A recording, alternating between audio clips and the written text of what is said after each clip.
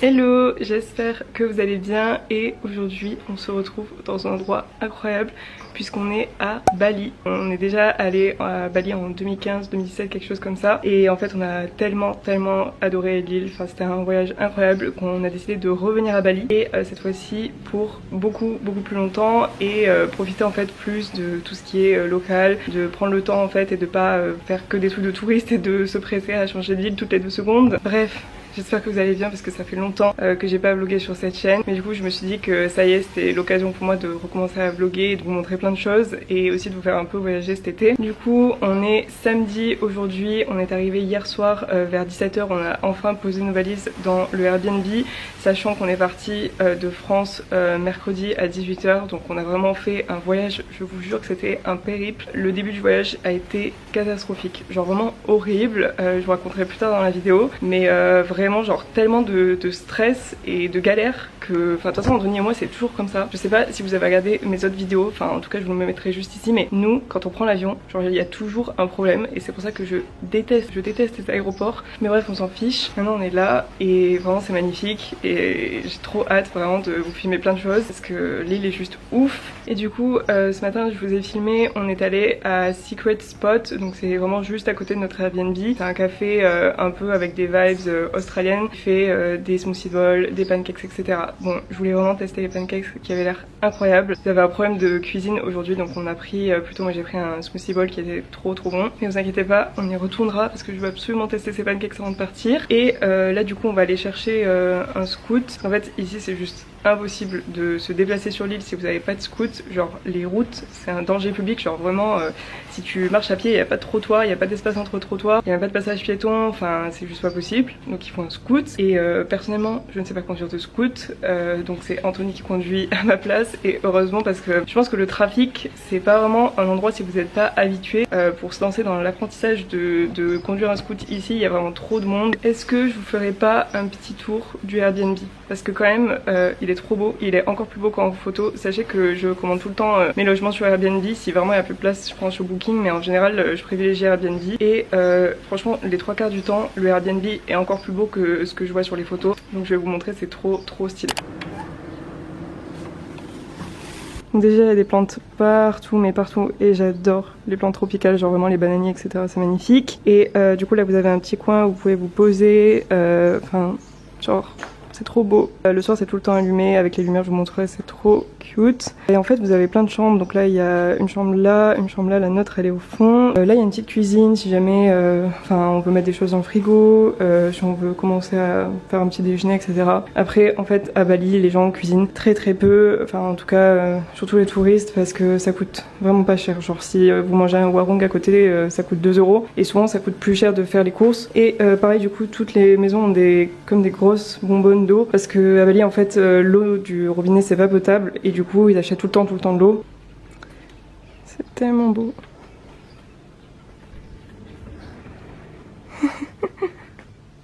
Anthony qui chill. Un petit miroir avec un bureau et la petite salle de bain juste ici. Et ici en fait ils mettent souvent les toilettes avec la douche. Je sais pas pourquoi en Asie vraiment ça m'est arrivé très souvent de me doucher et en fait la salle de bain et les toilettes c'est la même pièce.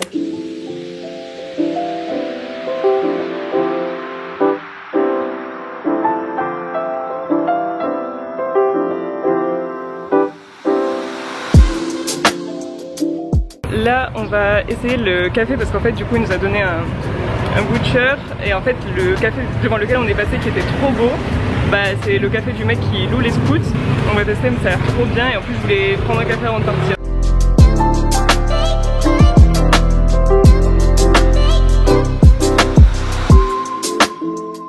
Du coup ça y est, on a récupéré notre scoot et comme je vous disais honnêtement, ici c'est quand même assez facile de louer un scooter, genre tous les 10 mètres il y a un endroit pour louer un scoot. On va aller manger parce qu'il est 13 h et j'ai trop faim. On va essayer un endroit qui s'appelle Milk and Madhu, je l'avais vu sur We Like Bali, mais l'endroit a l'air trop beau et il y a un très grand espace.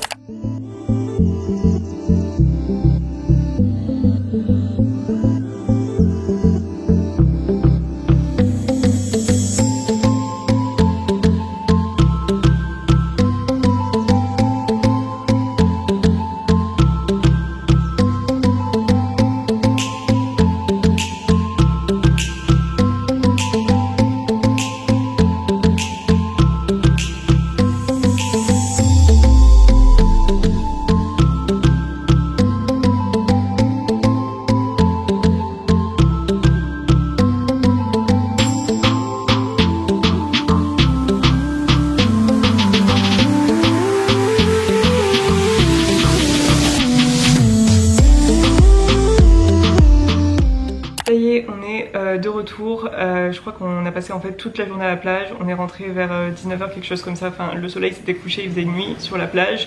Et ensuite on est allé manger du coup au Waron qu'on a testé hier. Donc c'est juste à côté de chez nous. Et vraiment c'est trop bon, comme je vous disais, on mange vraiment pour 2 euros. Enfin moi je prends quand même une assiette assez grosse. Il y a de tout. Là j'avais pris du tofu, des brochettes de poisson, des œufs marinés, du riz brun et des haricots verts. Et franchement c'est vraiment trop bon. Genre la cuisine indonésienne, je pense c'est une de mes cuisines préférées. Mais sinon pour vous raconter le début de ce voyage et les galères qu'on a eues, enfin en fait là je vous jure que on a failli pas arriver jusqu'à Bali. Vraiment faut savoir que quand je prépare un voyage, je prépare vraiment tout de A à Z, genre je fais vraiment attention à tout. Et j'avais passé des heures et des heures sur le site de l'ambassade française et sur les sites de l'ambassade, enfin les sites du gouvernement indonésien, etc. pour vraiment m'assurer que ce que j'avais lu était bon. Et c'est ce que je vous recommande d'ailleurs de faire si vous partez en voyage, encore plus avec le Covid, même si le Covid s'est plus ou moins passé, il y a quand même plein de pays qui ont vraiment des règles strictes. Toujours en matière d'arrivée sur le territoire, et même s'il y a plein de blogs qui vous disent des choses à gauche à droite, souvent les blogs ils sont antidatés, ou alors les blogs enfin les gens ont mal compris ce que le gouvernement disait et du coup ils vous disent n'importe quoi. Et en gros quand vous venez à Bali, il y a différents types de visas possibles, mais nous en fait on s'y est pas pris assez tôt pour demander des visas style Kita, enfin même il y a des visas business, etc. Il faut avoir certains statuts pour demander ce type de visa. Mais en gros à l'époque quand on allait à Bali, enfin nous quand on était venus, le visa touriste c'était vraiment juste t'arrives sur le pays, tu viens en vacances et on te donne un visa touriste. Et en fait avec le Covid les règles ont un peu changé et aujourd'hui quand on est touriste à Bali, il faut savoir que le visa qui est applicable c'est le VOA, donc c'est toujours Visa on Arrival. C'est toujours quelque chose que vous n'obtenez que lorsque vous arrivez, vous pouvez pas forcément commander ce visa en avance et dès que vous arrivez à Bali cette fois-ci c'est payant, donc vous payez 500 000 roupies, c'est à peu près 30-35 euros et du coup on vous met un visa sur votre passeport et du coup vous êtes autorisé à rester 30 jours sur le territoire indonésien. Et en fait nous on avait vraiment vérifié, on avait vu que ce visa là il est renouvelable une fois et que du coup vous pouvez rester 60 jours.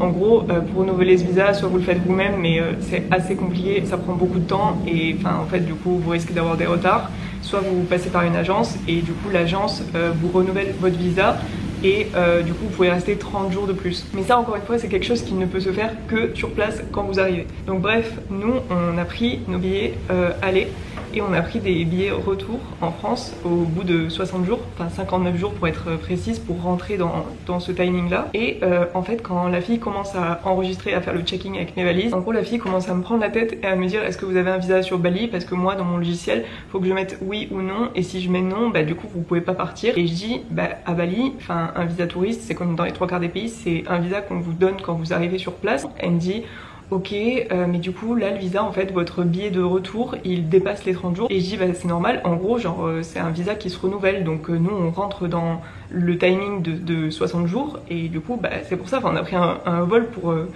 le renouvellement de ce visa. Et en gros elle me prend la tête mais pendant une demi-heure je crois, et elle dit en fait genre vous pouvez pas partir. Et du coup je fais attendez genre comment ça je peux pas partir, genre elle me dit non mais là en fait il me faut absolument une preuve d'un billet retour dans les 30 jours pour que je vous laisse partir. Et je dis mais c'est une blague, enfin genre ça c'est pas écrit sur les sites du gouvernement, c'est pas écrit dans la loi, c'est pas écrit quand on fait les demandes de visa, enfin il y a aucun texte qui dit qu'on est obligé d'avoir un vol retour dans les 30 jours et pas dans les 60 jours. Donc je commence à péter un câble et en fait là c'était voilà, en fait même si vous avez raison, vous êtes devant quelqu'un qui ne connaît rien à rien, clairement ça se voyait qu'elle connaissait pas.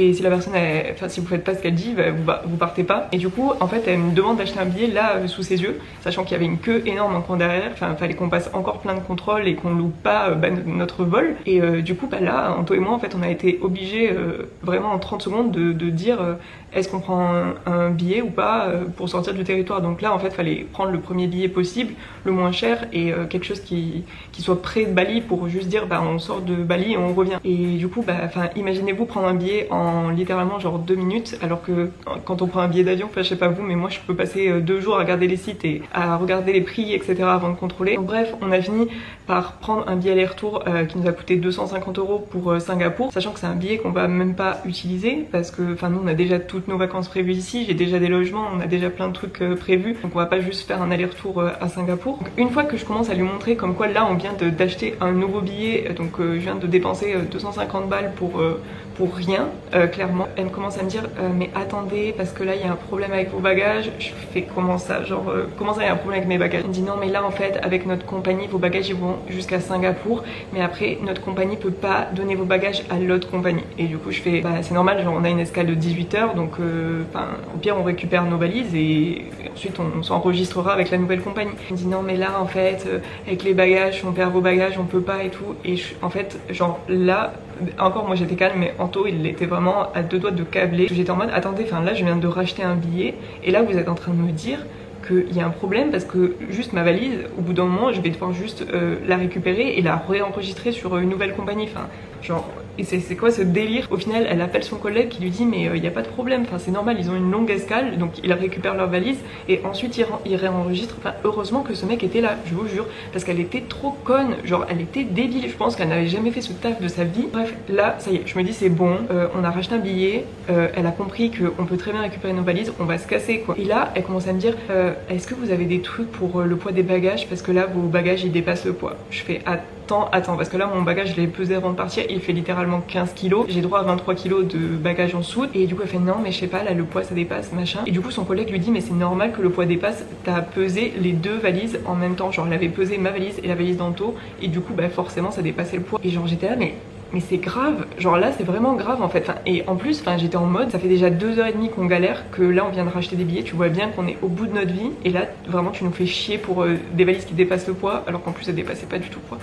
Enfin mais un enfer, je vous jure. Et du coup en gros elle nous a mis énormément de stress pour tout le voyage, parce que au final on devait quand même aller à Francfort, on devait ensuite aller à Singapour, on devait ensuite arriver à Bali, et du coup ça fait plein de douanes à passer. Et du coup à chaque fois qu'on a eu la douane, genre j'ai flippé sa race en me disant on va me dire ouais comme ton vol retour il est trop tard, je peux pas te laisser rentrer, nanana, vous avez pas le visa. Au final ils en avaient rien à faire, je vous dis, on est rentré à Singapour comme ça, ils regardent même plus. Pareil à Bali, ils nous ont pris la tête pour cette histoire de visa. Quand on est arrivé à Bali, je vous le dis, on a attendu 2h30 pour passer l'immigration. Genre il y avait une queue, mais je crois que la queue elle faisait 3 fois le tour de l'aéroport et ça avançait pas.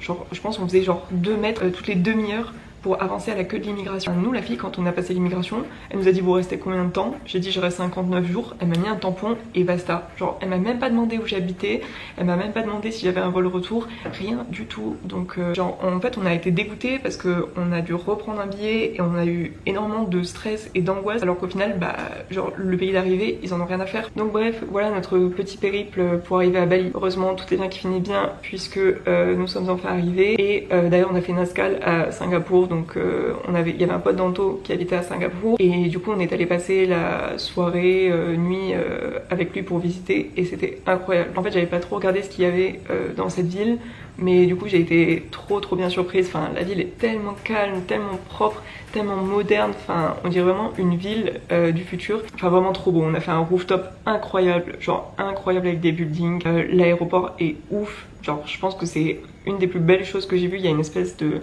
cascade au milieu de l'aéroport. Écoutez, on se retrouve demain pour un nouveau vlog. Ce sera pareil, des cafés, la plage, plein de trucs très cool. Merci encore d'avoir regardé cette vidéo. Si ça vous a plu, n'hésitez pas à liker cette vidéo et à vous abonner, comme ça vous ne manquez pas toutes les vidéos qui arrivent. On se voit demain.